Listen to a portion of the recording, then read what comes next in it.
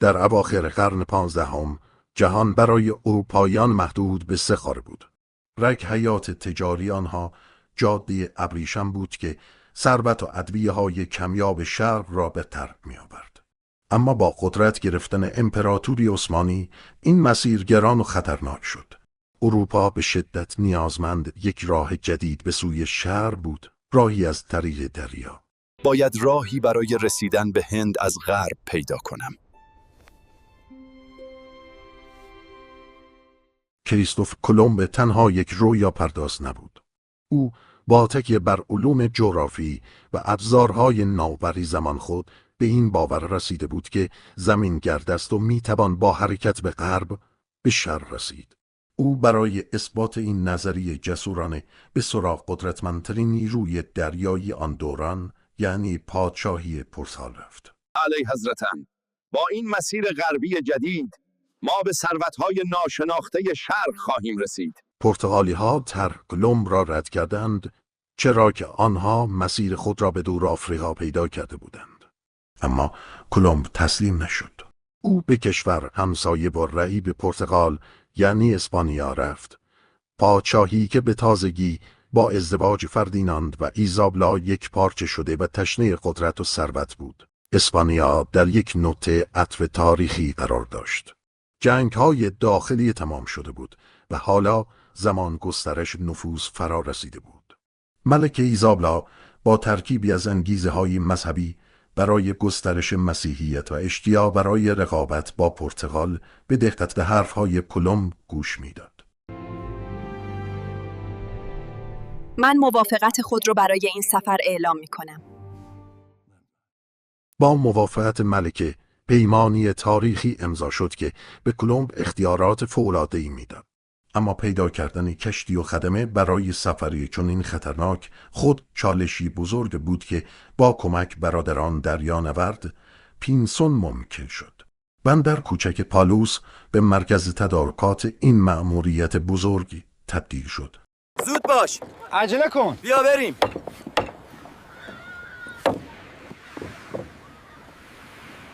و سفر آغاز شد. پس از دور شدن از ساحل 7 ها گذشت و هیچ خبری از خشکی نبود. زندگی در این کشتی‌های کوچک تکراری و طاقت فرسا بود.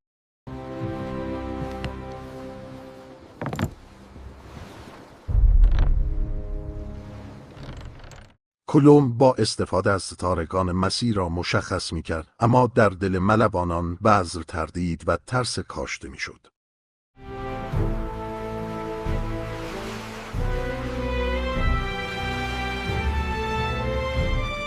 بیش از 1 ماه از سفر گذشته بود و هنوز اقیانوس بی‌انتها ادامه داشت.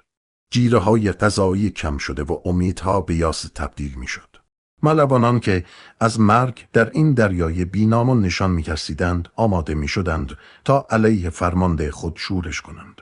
دیگه نمیتونیم ادامه بدیم، باید برگردیم، اون ما رو به مرگ میفرسته. فریاد خشکی پایانی بر تمام ترس‌ها بود. زمین! زمین! ما زمین رو پیدا کردیم! زمین! زمین!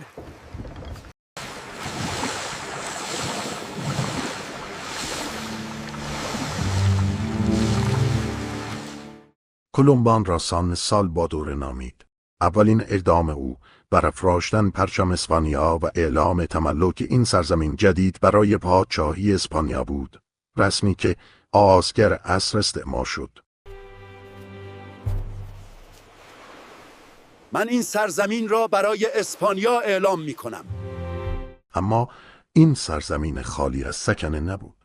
اینجا خانه مردمان تاینو بود، جامعه‌ای با فرهنگ، باورها و روش زندگی خاص خود که برای هزاران سال در آرامش و انزوا زندگی کرده بودند.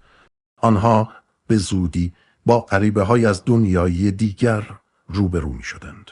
این سرزمین جدید چقدر باشکوه است، باور نکردنی است. هرگز چنین چیزی ندیدم.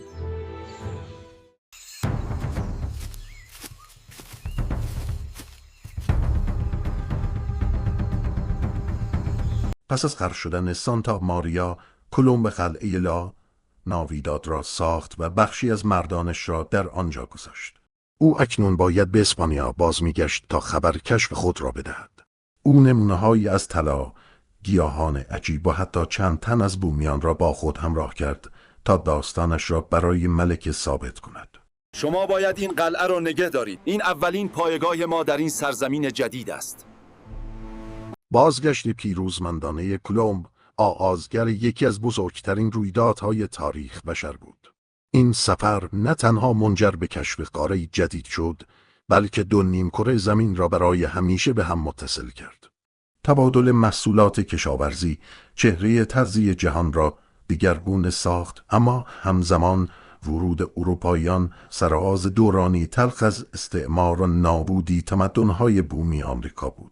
میراث کلمب داستانی پیچیده از اکتشاف و ویرانی است که تا امروز مورد بحث و جدل قرار دارد.